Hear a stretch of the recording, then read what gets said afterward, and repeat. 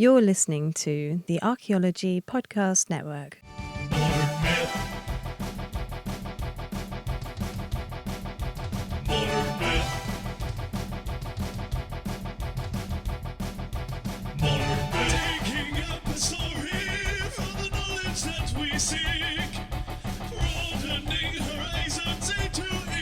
Hello and welcome to Modern Myth, the archaeology podcast that dares to be different. It's Tristan here, the anarchaeologist, and today's episode is a very interesting and special episode. I have a really great guest to talk to me about their experiences, and I want to kind of preface this all with I feel sometimes in archaeology, especially in archaeological media, there are certain people who don't get to speak out. And I think, especially within the mainstream traditional media platforms, a lot of people, the same people get talked to again and again. So my kind of endeavor over the next couple of months is to really broaden the spectrum of people who I talk to and engage with and discuss things from their own perspectives.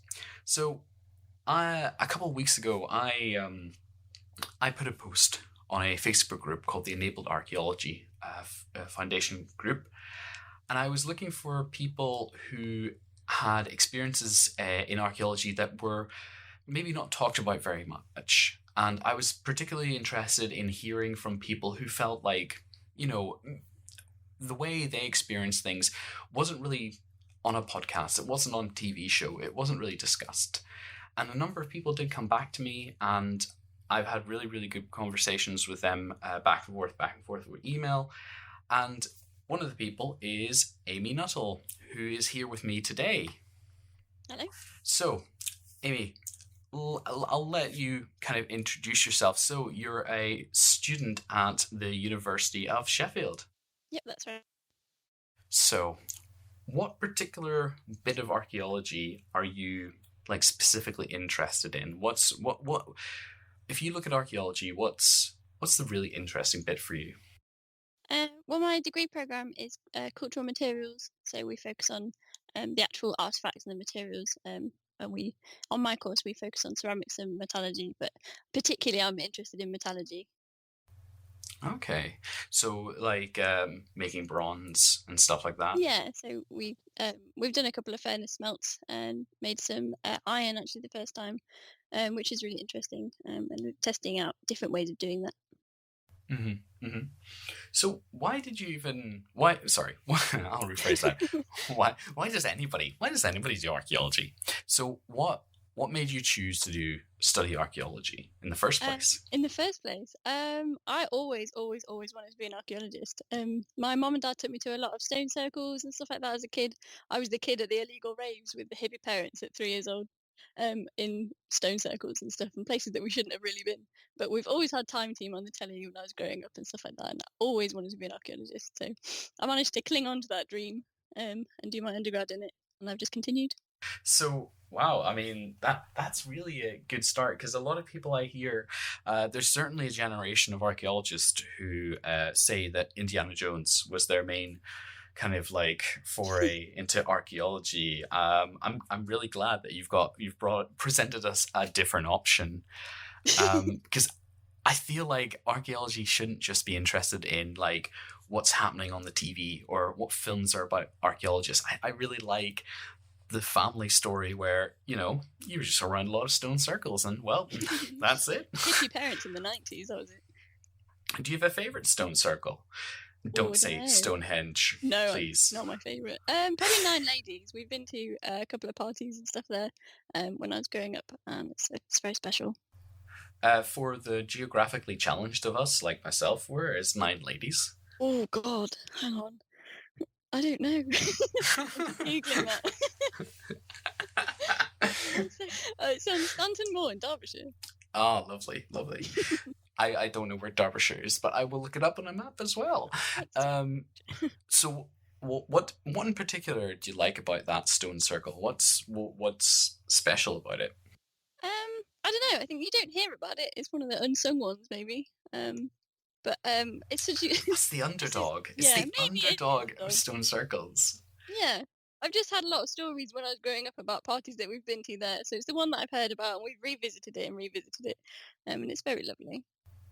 I like making the joke. You know how it's always like, oh, this is such and such as Stonehenge, and it's almost like Stonehenge is the archetypal like stone circle. I love flipping it and being like, well, it's almost like England's Ness of Brodgar. Like flip it around a bit. I think it's the worst one, maybe.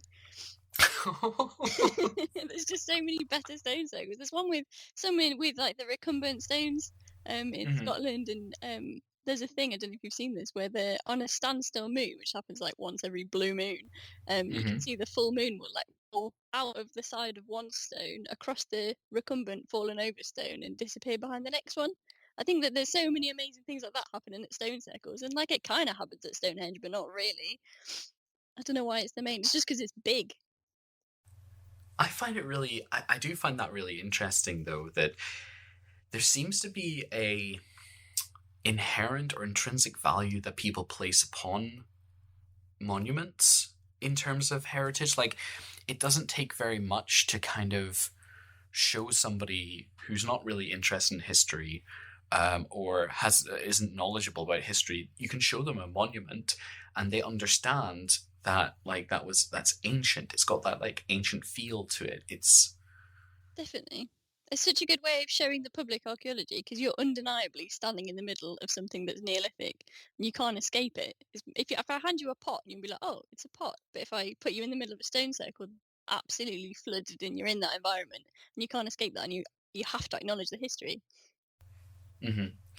I think we need to have more people in stone circles. It sounds a little cultish, to be fair. Let's round Without them up and encouraging put them them to in. climb on the stones. Yeah, that is a problem, isn't it? You know what we should do? Have you ever seen people who like what's they called? They put like grease on the like bird feeder poles in their gardens, and they watch the squirrels try and like climb up it. I think we should just grease like the stone circles and just watch as people like try and clamber over them and You can slip propose off. that idea to English Heritage. I don't think they're going to listen to me. I don't know. Something, something about some of my ideas about public archaeology. I don't think they'd listen. Um, but I think, I mean, you've now like, how was your like, what was your final dissertation in your undergrad? What was that subject of that? What did you do? I studied so there was an assemblage in the local museum of like Hmm. 200 odd Patagonian arrowheads from like loads of different material, loads of different eras and stuff, but nobody knew how they arrived in a museum in Bangor, North Wales. So I was doing like a little bit of detective work and trying to work backwards from that, and I linked it to Pitt Rivers. I don't know if you know who Hmm. Pitt Rivers is, like one of Oh those yeah. big influential archaeologist guys. Yeah. So I linked it back to him, and he married a girl and wound up staying in Penryn Castle, which is in Bangor as well. And I'm pretty sure that he brought those over, or a friend brought them over and gave them to him. And then they wound up in this museum. But so I was on like a weird hunt after these Patagonian arrowheads across the planet. So yeah, I think it was okay. That's really cool. And it's weird you saying Bangor because, like, I grew up in the other Bangor. I grew up in the Northern Irish Bangor. So I'm always like, I always feel like a rivalry between me and the other Bangor. I mean, I said, oh, yeah, I come from Bangor. And I swear somebody said to me, oh, in Wales. I'm like, do I sound Welsh to you, mate? You just you put on more of the Northern Irish accent when somebody accuses you of being another nationality. We're the better Bangor anyway, so. So obviously I contacted the Enabled Archaeology group because I wanted to hear people stories who maybe like didn't have their perspectives, their voices told. Now you said in the email that you kind of were quite open. You wanted to kind of maybe share your experiences with having ADHD and how that kind of impacted and has affected the way in which you've done your degree and you kind of live your life. Because, and so I just want to put the kind of floor to you and say, in what ways do you feel that people don't understand ADHD? What are the kind of myths that are there, and what do people think about it from your perspective? People think that those with ADHD are not going to sit down and not going to listen and going to butt in constantly and not have any interest in reading and spending time doing things that involve um, like traditional academic things, like traditional settings. So sitting down at a desk and reading books for hours and hours and hours on end. I think that that's um, something that people hear over and over and over again about ADHD, and so do people with ADHD. So we end up not going into university and dispelling those myths because we're listening to those myths, and it becomes its own like self-fulfilling prophecy kind of thing. As I understand it, things like ADHD are very much dependent on the individual. They're always like a different kind of experience for everyone. When did you kind of know that something was different, or when did you know that you had ADHD? I'm very fortunate that my mom is a behavioural specialist, so I knew that from a pretty early age. But I was only diagnosed when I was 16, because we realised that I did want to go to university and dispel all of those myths. So I needed a diagnosis to get the help that I would need to be able to get through university and my A levels. When you talk about the diagnosis helping, what kind of happened after that diagnosis? Like what were you then able to be? How were you then enabled through that diagnosis to better kind of like to help you? Like what happened then? Well, they started me off on some medication, which makes me like you can sit you take it in the morning and then you feel a bit more like you can sit down and you can focus and it slows your brain down. When you've got ADHD, it's like living with 1,000 mile an hour brain. So the medicine sort of just helps ease that. But I stopped taking it after a while because it does get rid of your appetite. And it Hmm. kind of makes it's like being a zombie for weeks and weeks and weeks on end because you're taking it every day. And you don't sleep properly because it's a stimulant. So I stopped taking that and wound up just relying on help, like social help. So I would have a mentor in the college that I was at before I went to uni. And I'd go and see her on a Monday morning, and we would write lists about what kind of things I would be achieving that week, how many words I might put on this essay, and stuff like that, and just to sort of pace myself and stay grounded, and check in with her every week. And I've had the same support just like that all the way through my undergrad, and also into my masters now. And it's much better than medication. I've not taken medication since my A levels, and that's the way that I've got through. If you had one thing to say to people who didn't know about ADHD or had those preconceptions about them, what's was the one message that you would have for those people who just don't know about ADHD? What one thing would be beneficial, do you think, for them to know? I think I'm a walking contradiction. I think that I would ask them to look because there's loads of us that have got degrees and we've got ADHD, so it's not something that's a barrier to academia anymore, and we can do it. So I'm just wondering, obviously, like from my perspective, when I did archaeology at university, I did a couple of like digging a few plots in the field and stuff like that. But I didn't actually do that much field work. I didn't go to a field school or anything like that. Well, how was your experience of university? Did you go on a lot of digs? Did you do a lot of digging? Yeah, Bangor University has its own dig at a site called Mechlioneth, which is a double double ringwork Hmm. monument on the top of a hill, dates to the Iron Age. And there's no there's the soil in North Wales is very acidic, so there's no actual finds. But Ray Carl, our site director there, was able to show us how to fill out all the paperwork and dig properly and stuff like that. And he did turf architecture with us, where he would, after we'd de-turfed the site, we would build like a roundhouse so that everybody could sit in it every day and have lunch in this turf roundhouse. It was wonderful. I think he's just released a book about how to make them. I've got very fond memories of that field school. I camped the entire time on the Llyn Peninsula, which is a very windy and cold place. So Oh I my spent one god. month camping on my own because I was absolutely adamant that I wasn't going to spend 4 hours on a coach every day. Um, so I was like cooking meals in a little tronger in the evenings and then getting a lift onto the site every day, being completely knackered, but I loved it. That's amazing. That's such an experience as well. Everyone else had the sense to go on the coach, but Oh, really? Were you? It's just me. I'm like 30 kids. So what top tips for living in a tent on the Welsh coast do you have? Oh god, definitely need a good tent. That tent died after that trip, just because it'd been so battered by the wind. But like ski outfits, I think are key. Even our site director Ray Carl, when it gets a bit cold, he changes from his three-piece suit into his ski outfit, with Austria written on the back 'cause he's Austrian. Hmm. Very funny. So I think ski outfits in the Claim Peninsula are definitely something not to be separated. Oh, that's amazing. And if you don't mind me asking, like, what were you able to cook when you were out there? Oh, You said not a you lot. used a Every little. time I got back from the site, the shop was shut. So I had people like bringing me tinned food in. Just cooking like that. I really don't know why I did that. He- Every experience is definitely worth Like something, you know. hardcore field school. Uh huh. Uh huh. Um, what is that part of a wider, like? Is there wider structures past that double ring fort, or is that It's a really the huge main landform. piece?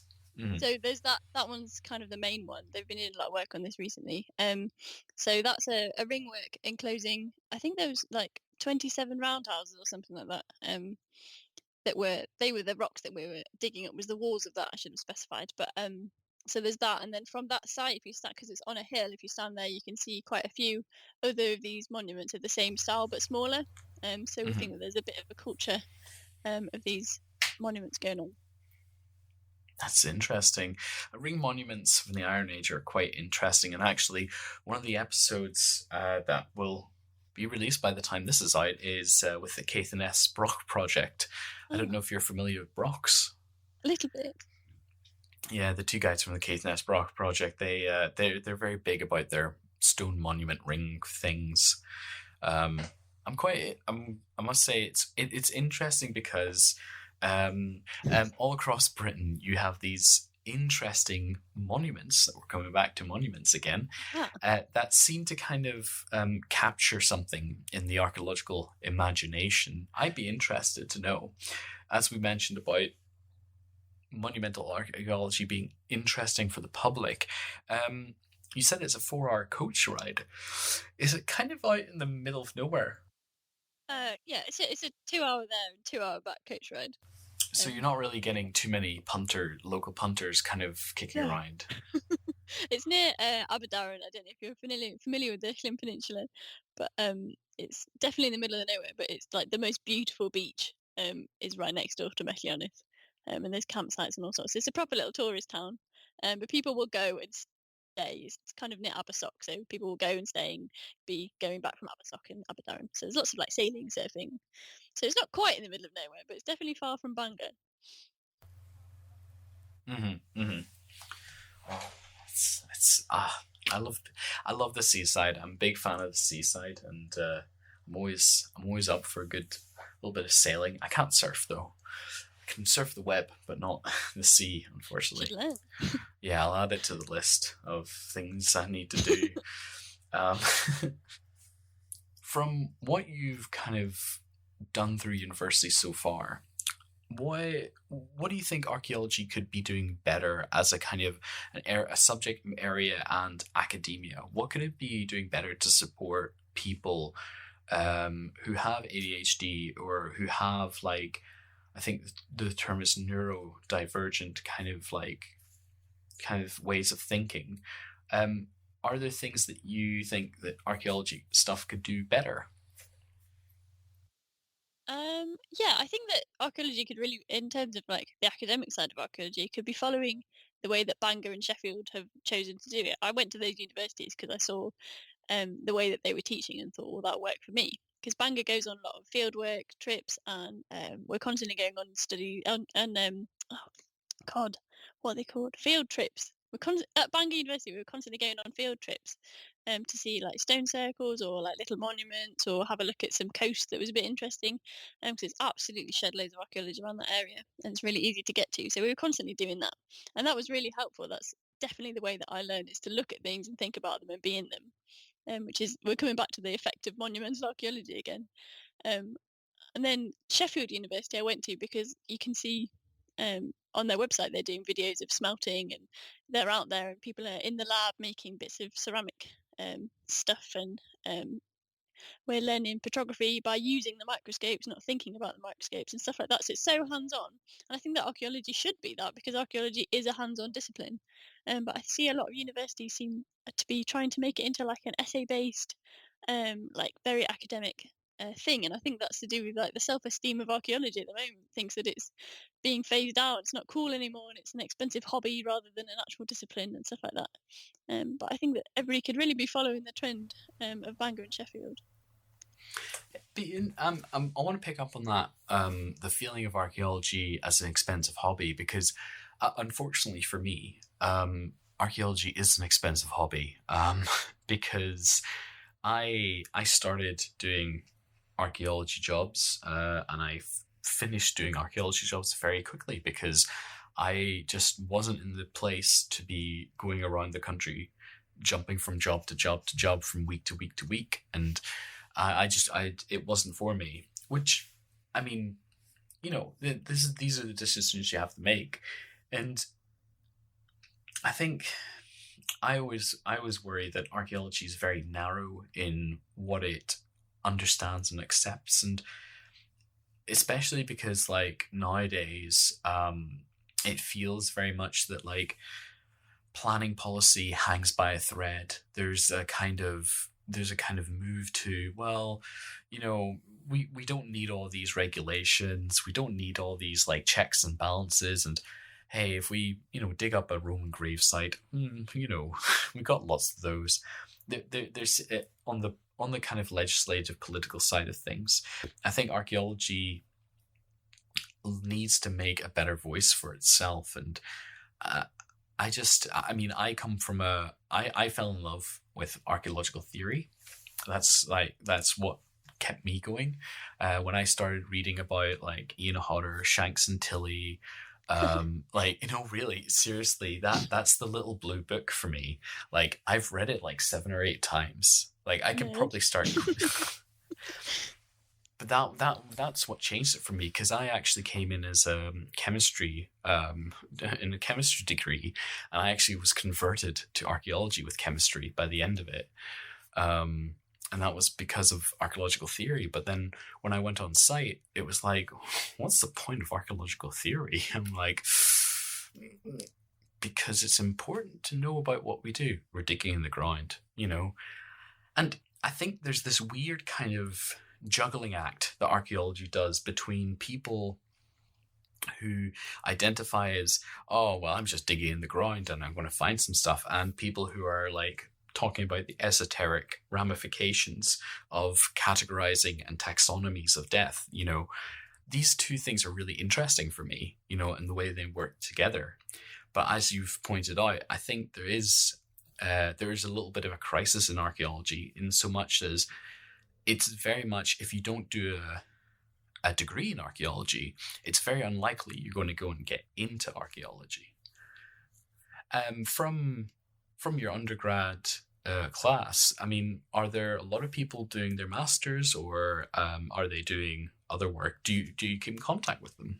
Not as far as I know. I'm not really in contact with any of them, but there's only 7 of us, I think, in my undergrad year of just archaeology, which is the course I was on, obviously. But as far as I know, I don't think anyone's actually really got onto anything. I know a few people dropped out, and a few people went on to do other things, but I think it might just be me. But I don't want to say that. And then no,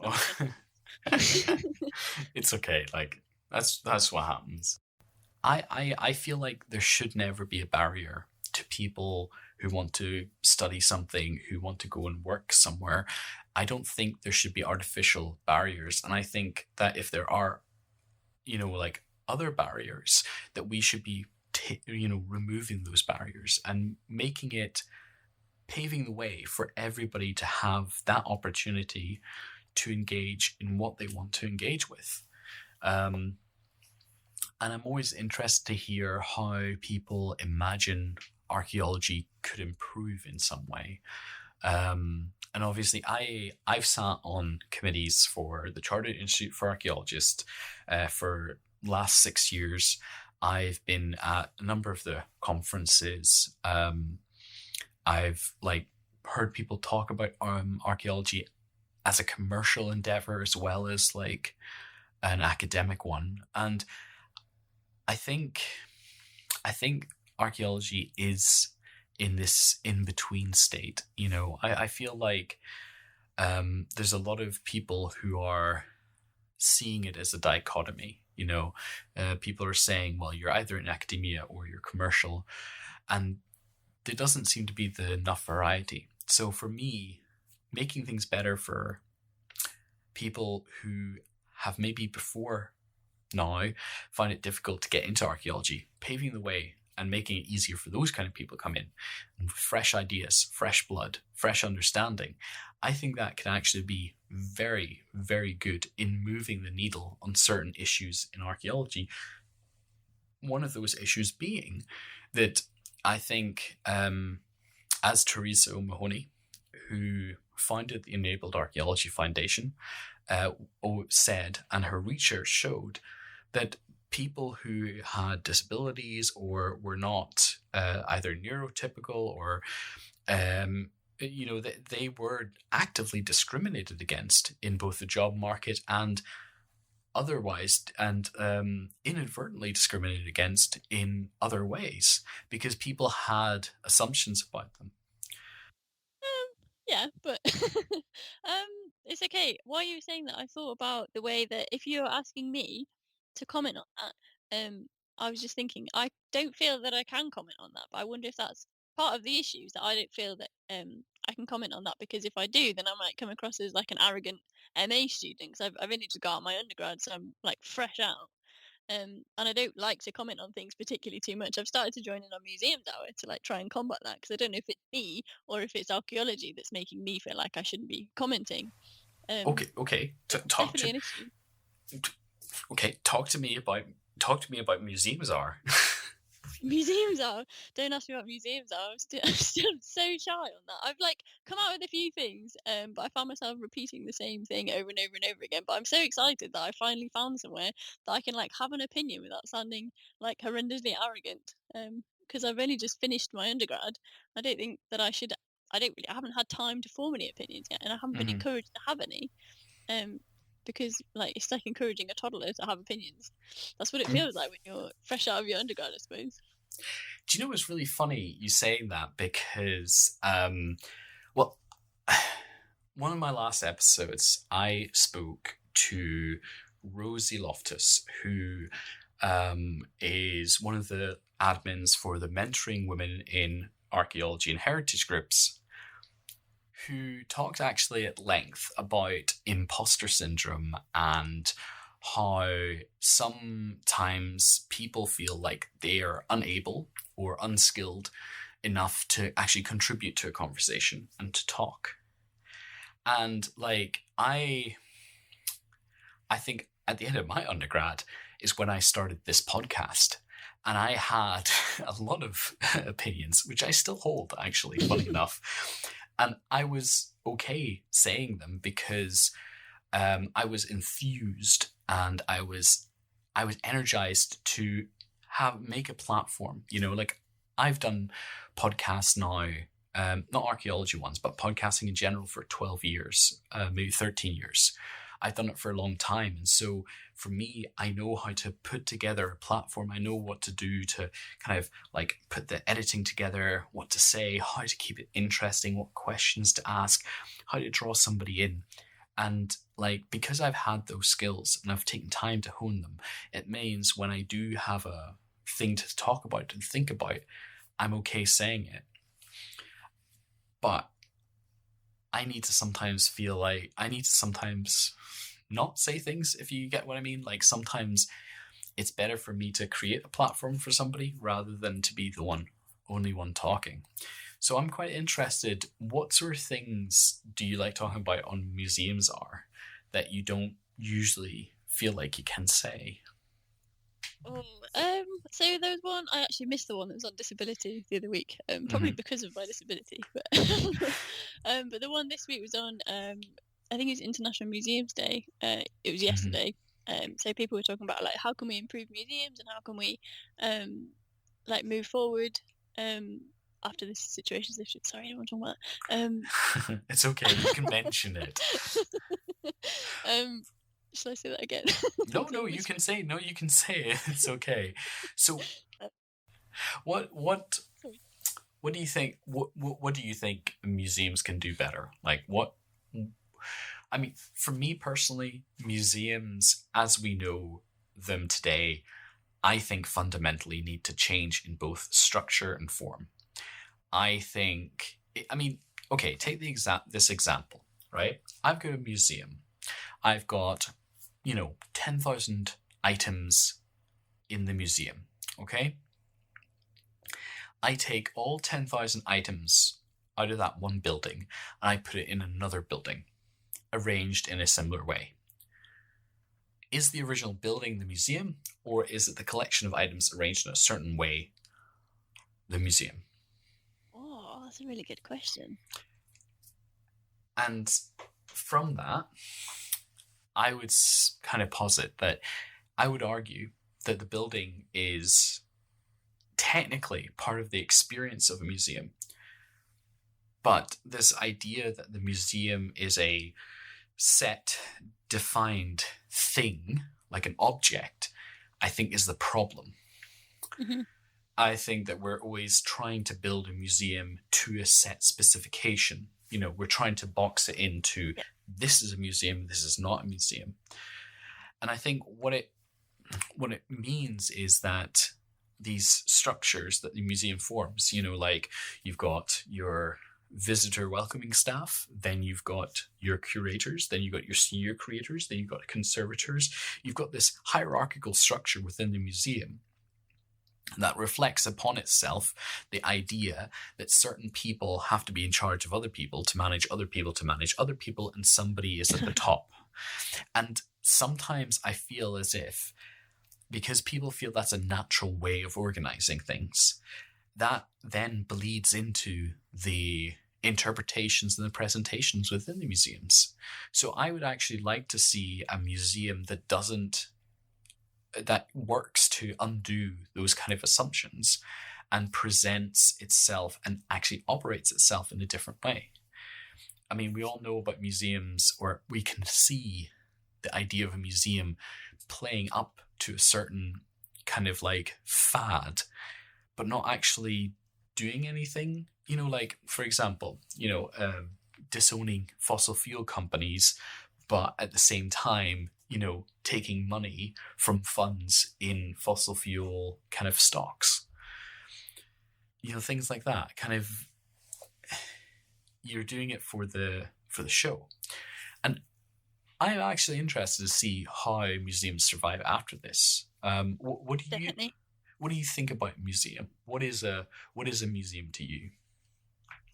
I absolutely love museums, but one of the things that I was thinking about on Museums Hour yesterday is that I feel quite a lot of guilt when I'm in a museum, and it's because when you're walking around and you're looking at the exhibits and there's your object, and then below it there's some information that's printed on a piece of paper, not useful when you have ADHD, and I look terrible when I'm trying to focus on a museum, but I'm looking at my phone every 5 seconds because I'm not really getting enough stimulation, or like I'm looking away and I'm spending 3 seconds looking at something and then going off to something else, but then one thing I'll spend 5 minutes looking at because that's the thing that I'm super interested in. But it's not because I wasn't interested in everything else.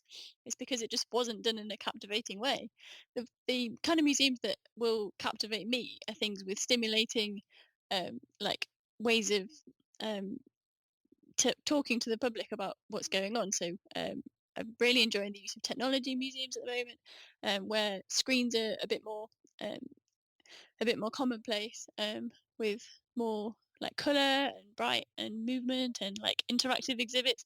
And I hate that some of that is seen as just for kids, when it's not. I think that that could be used for all adults, and I think that most teenagers, if you ask them, not children, will find museums boring. And it's because you're either a museum for children or you're a museum for adults, and there doesn't seem to be this middle ground where you're a museum for people that want to be engaged and don't want to read black on white text constantly.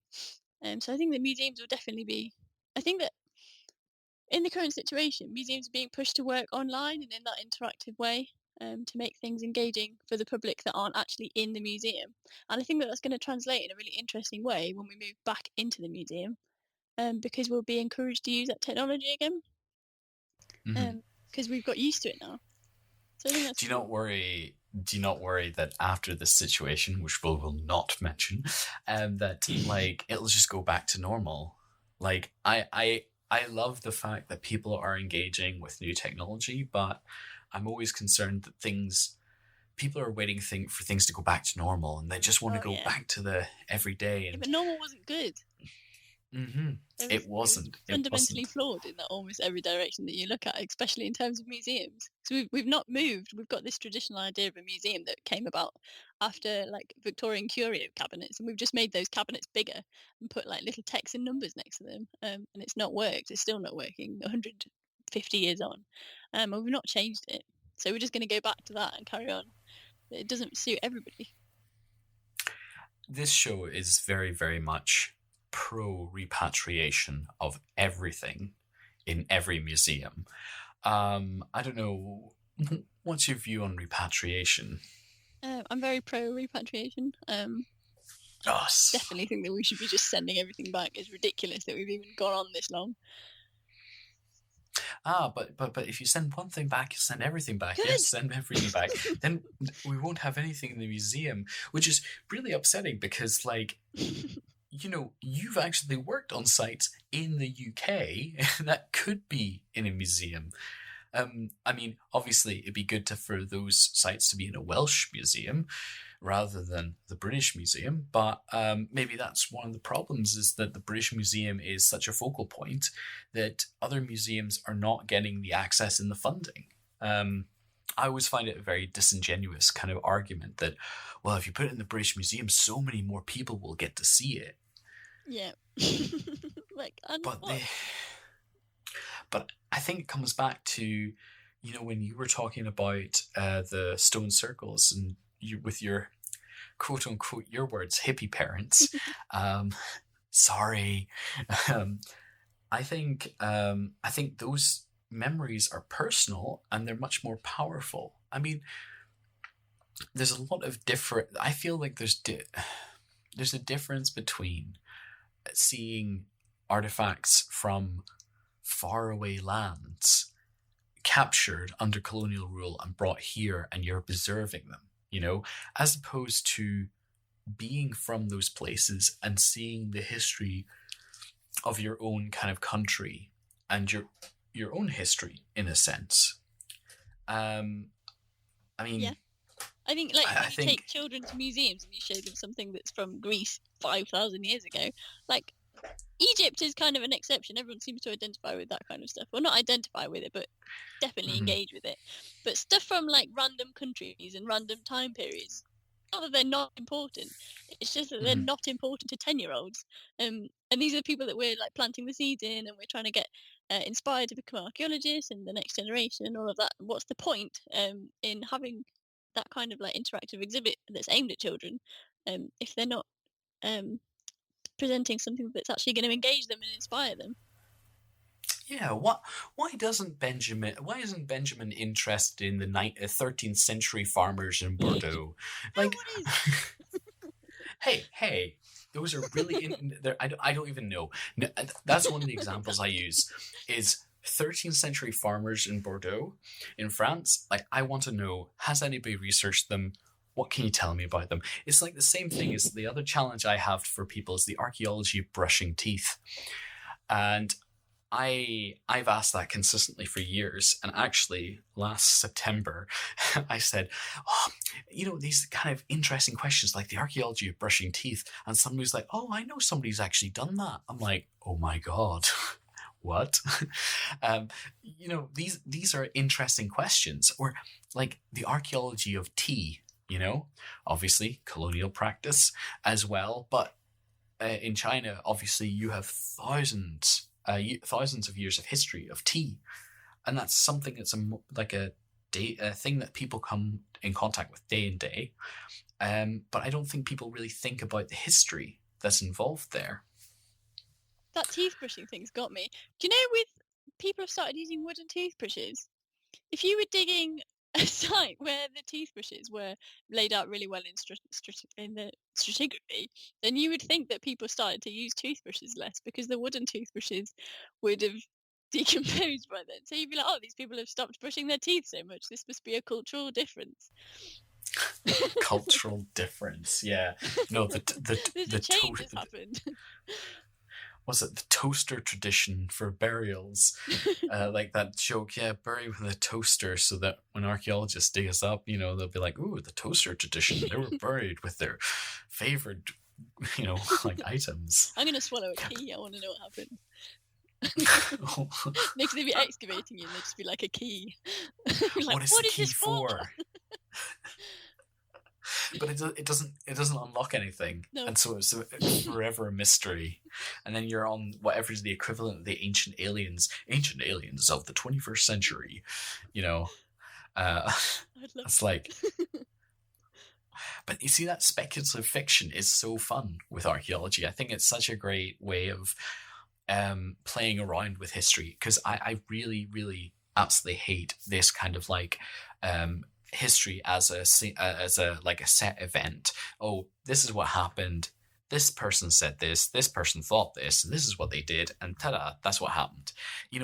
This kind of weird kind of like, that's just how it is history, which it's not. But it's not. Well, it's easy to digest, it's easy to absorb, and people don't have to engage with it. They can just listen. It's like fast food history.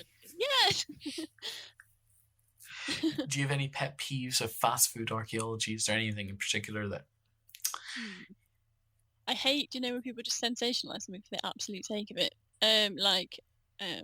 Every year there's something new and stupid about Stonehenge. They're like, oh, uncovering the mystery of Stonehenge, Channel 4 tonight. That comes on at least once a year, and it's the same program done in a completely different thing with different people, and they come out with the same thing. So you've not uncovered anything. You've come up with the exact same conclusions and sold it to Channel 4 watchers again.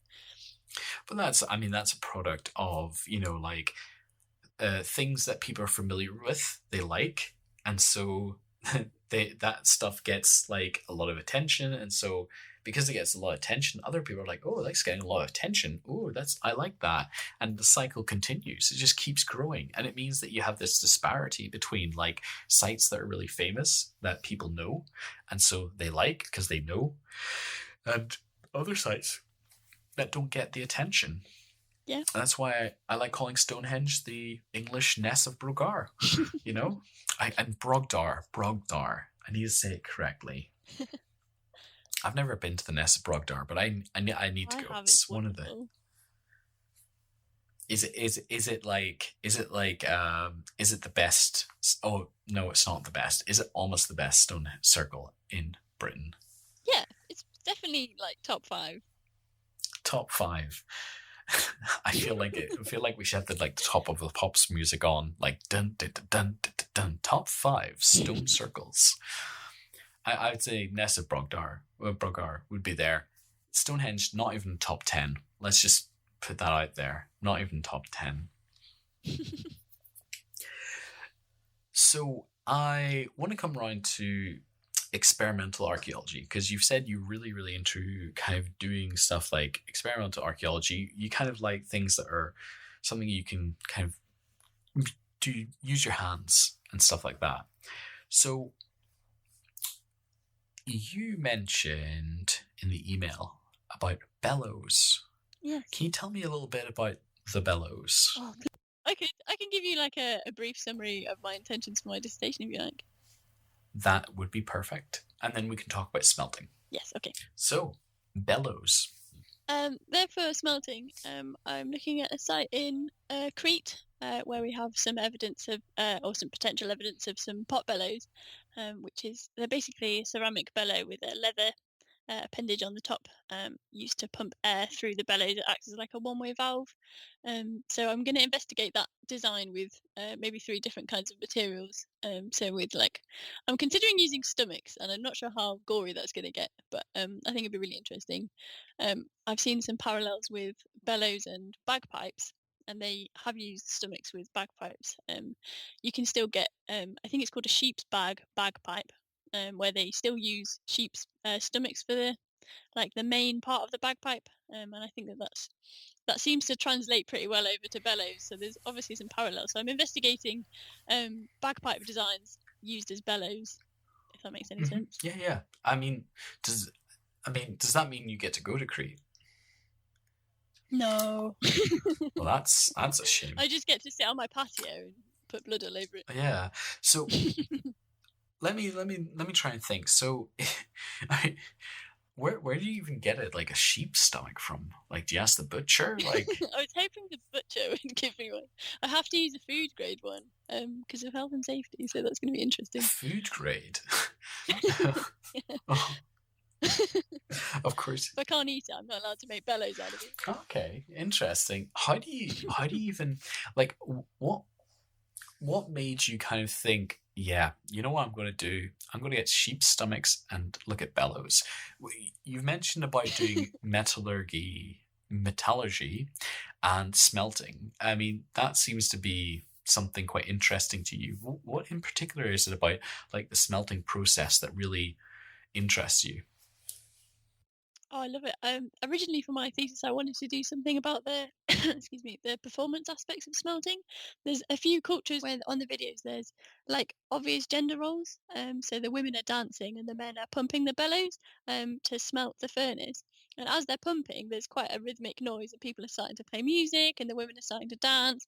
And I thought that was really interesting. And you obviously get, if you do it at night, obviously it's going to be quite a show because the fire's glowing are going, and there's the birthing canal, as you call it, will be glowing with slag and stuff running out of it. So it's quite an obvious performance, and it's going to be quite amazing to look at if you were at a smelt of like a ritual kind. I think it'd be really interesting. So originally for my thesis, I wanted to look at that, but current climate, I can't do that anymore. So I've had to do something that doesn't involve fire. I mean, you could just dig up part of the garden, make a little furnace. So will you be eventually testing? So you're going to be testing out with sheep stomachs. What other materials might have been used? What kind of materials are you looking at, possibly? I think sheep's stomachs is probably the major one, but leather definitely. Mm-hmm. Obviously, it's quite. If you treat that, it could be quite airtight, Mm-hmm. And work quite well for that kind of thing. And my third fabric, I'm not sure. I'm going to have to look into it. I saw something in my reading today about someone using. This is reading about bagpipes, but there was some historical evidence of someone using a dog's posterior as a bagpipe, which is not something that I'm going to investigate, but it does show you there's quite a wide variety of animal material that you could use for this. Yeah, that is quite an oddly specific. I do want to know, what was the thought process in behind that. Yeah, I don't want to know what the thought process was.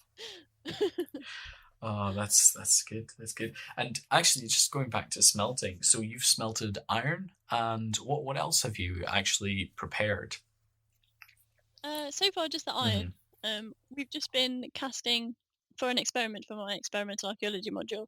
We've just been casting chocolate into molds, and investigating the temper that would create the best mold. It's basically just like an ingenious way of experimenting during the lockdown, because obviously we can't use metal or fire, so we've cast chocolate into molds. But it's been really interesting actually watching how they respond, because we have an inside group for the control and an outside group. So my outside group got rained on, and I think that's actually made my molds better. And like I've been investigating how clear the chocolate cast comes out, and some of my clearest chocolate casts were definitely from the outside group.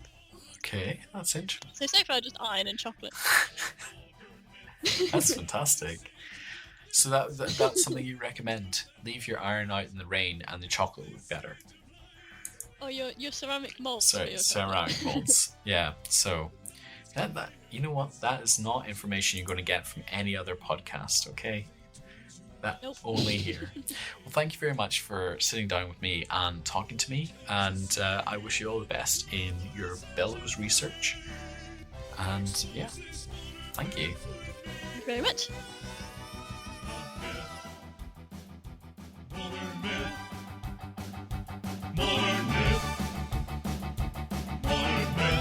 It's a modern myth, oh yeah. Modern myth. Modern myth. Modern myth. It's a modern